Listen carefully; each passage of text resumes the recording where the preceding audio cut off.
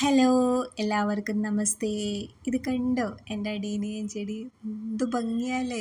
നിറച്ചും പൂക്കളാ. എനിക്ക് എന്നത് കണ്ടിട്ട് അതിശയായിപ്പോയി. എൻ്റെ ലൈഫിൽ ആദ്യമായിട്ടാണ് എൻ്റെ വീട്ടിൽ അടീനിയം ചെടി ഉണ്ടായിട്ട് ഇത്രയും നിറയെ പൂക്കളുണ്ടാവണത്. യൂട്യൂബിലും പല വീഡിയോസൊക്കെ ഞാൻ കണ്ടിട്ടുണ്ട്. പക്ഷേ എൻ്റെ വീട്ടിൽ എൻ്റെ ചെടിയിൽ എനിക്ക് ഇത്രയും പൂക്കൾ തരണത് ആദ്യമായിട്ടാണ്. ഞാൻ ആദ്യമൊന്നും ഇതുപോലെ താഴ്ത്തി പ്രൂൺ ചെയ്യില്ലായിരുന്നു. ഇത് ഞാൻ നല്ലോണം താഴ്ത്തി പ്രൂൺ ചെയ്ത് പൂക്കളുള്ള സമയത്ത് തന്നെയാണ് ഒന്നും നോക്കാതെ അങ്ങ് പ്രൂൺ ചെയ്ത് വെച്ച് അതിൽ നിന്ന് പിന്നെ തണ്ടോ ഇത് ഒരു ബഞ്ചാണ്. ആ ഒരെണ്ണത്തിൽ നോക്കി എത്ര പൂക്കളാണ്.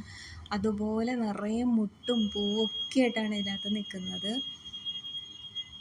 പിന്നെ ഇത് ശരിക്കും റിപ്പോർട്ട് ചെയ്യേണ്ട സമയമെല്ലാം കഴിഞ്ഞിട്ടുണ്ട് കേട്ടോ. എന്നിട്ടും എനിക്ക് സമയം കിട്ടാത്തതുകൊണ്ട് റിപ്പോർട്ട് ചെയ്യാതെ വെച്ചിരിക്കുകയാണ്. ഓഫീസിൽ അത്യാവശ്യം നല്ല തിരക്കുള്ള സമയമാണ് ഇപ്പോൾ.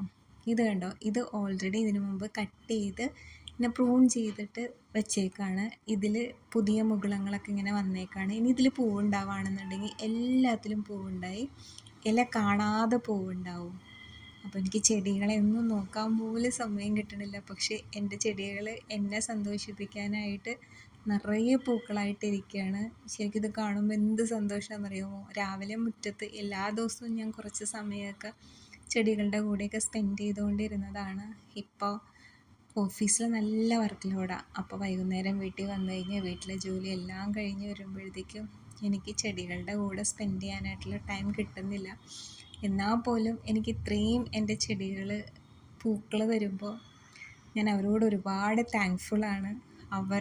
അവരെനിക്ക് തരുന്ന സന്തോഷം ഞാൻ അവർക്ക് അത്രയും തിരിച്ചു കൊടുക്കണുണ്ടോ എന്ന് എനിക്കറിയില്ല. എന്നാലും ചെടികളിങ്ങനെ കാണുമ്പോൾ നിറയെ സന്തോഷം.